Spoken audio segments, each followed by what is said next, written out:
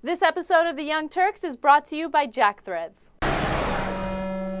Through Wikileaks, we have found out that, of course, some of the things we were doing in Guantanamo were and are disastrous. And we had over 700 detainees there, of course. Now we're down to 177, I believe. And, 172 prisoners remain, I should say. And we had 779 overall.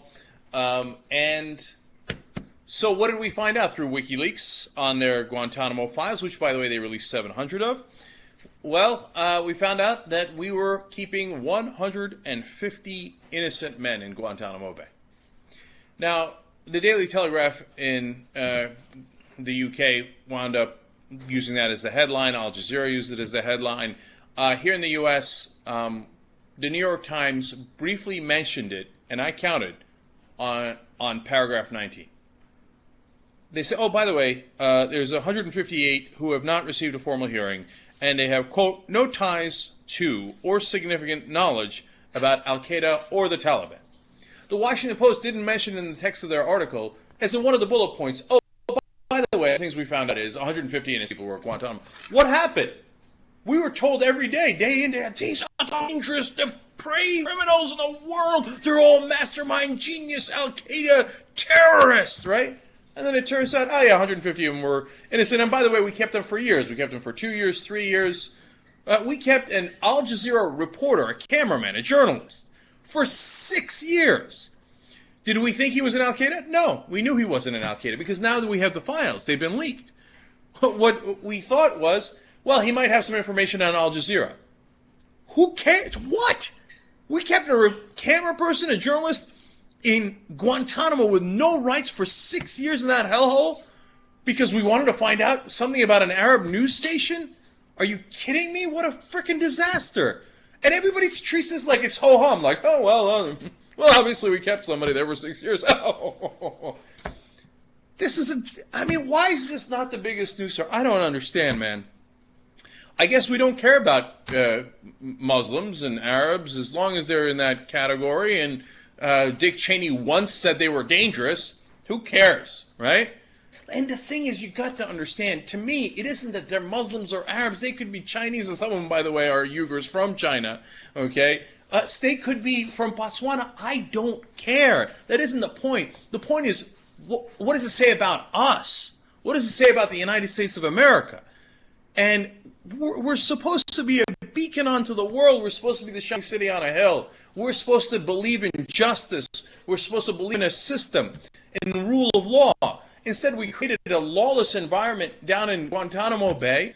And what happened? Of course, just a little while ago, Eric Holder came out less than 2 weeks ago and said, oh, yeah, by the way, we'll be keeping Guantanamo open. The Republicans fought us too hard on it, so we had to give in, of course, because we're the Obama administration. Fight back. Fight back, of course. So we will now be, instead of doing the civilian trials that we promised you, we will be doing this nonsense kangaroo court down in Guantanamo Bay instead. So among the people that they kept in there that were innocent, of course, was the Al Jazeera cameraman. He, by the way, now is back to working for Al Jazeera. He had never had any relationship to Al-Qaeda, Taliban, or anyone else. 6 years, it boils my blood. And then we had a taxi driver, and we knew he wasn't Al-Qaeda either, but we thought he might know some of the people around there because he drove around there. I'm not making this stuff up. We kept a local imam. Did we think he was connected with Al-Qaeda or the Taliban? No, but we figured that according to our internal reports, well, he's from the area and he's the imam, so he probably knows a lot of people, so maybe he knows some of the Taliban. Let's just interrogate him for a long time and then send him home. But the guy's innocent. You know the guy is innocent. We can't just kidnap people from other countries and keep... Apparently we can. Apparently the United States of America doesn't mean anything anymore. That's what makes me so upset. Maybe I'm the sucker who believed in America, who thought that we were better than that we cared about human rights, that we cared about rule of law. We kept another guy here, and these are one of, obviously, 150 examples. A guy from Britain, actually, Jamal al-Harith. He had been to a Taliban prison, so I'm rather enjoying the irony of this story. The Taliban imprisoned him because he was against the Taliban. But you know what was our justification for keeping him? Well, then he knows what the Taliban prison system's like. Let's interrogate him over that and try to find out some information about the Taliban. Well, why don't you just go randomly kidnap people in the middle of Afghanistan and keep them for 2, 3, 6 years and see if they know something about the Taliban, because they might. But actually, that's exactly what we did. And sometimes they would get turned in by people who actually were working with the Taliban, and they'd throw their enemies in, and they'd get money for it, etc.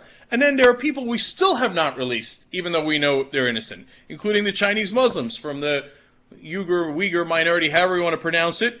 Well, they have nowhere to go. Some we finally released to some islands, and Fox News got mad at that. They're like, look at them, they're swimming in the water. So one of them is opening up an ice cream shop. Yeah, because they're not Al-Qaeda or Taliban. We got the wrong guys. So according to this insane right-wing idea in the United States of America, it doesn't matter how wrong you are. It doesn't matter how innocent the person is. It doesn't matter that they didn't attack us. We can keep them indefinitely. You know who does that? Dictators do that. Authoritarian governments do that. Third world countries, banana republics do that. That should be embarrassing. And these right-wingers in this country have the nerve to talk about American exceptionalism? They don't even understand what America is. They're the most un-American people I have ever met. Jack Threads is a new sponsor for TYT. They're a members-only online shopping club, but because you know us, you're going to get in. Aren't we cool? But here's the key part to it, 80% off. Hello, up to 80% off of some of the top apparel lines in the country. Game over. Right. So go to jackthreads.com/TYT because it's free to join, and you get all those discounts, and you avoid the pain in the ass. The ending of this commercial is a little schwang wang wang.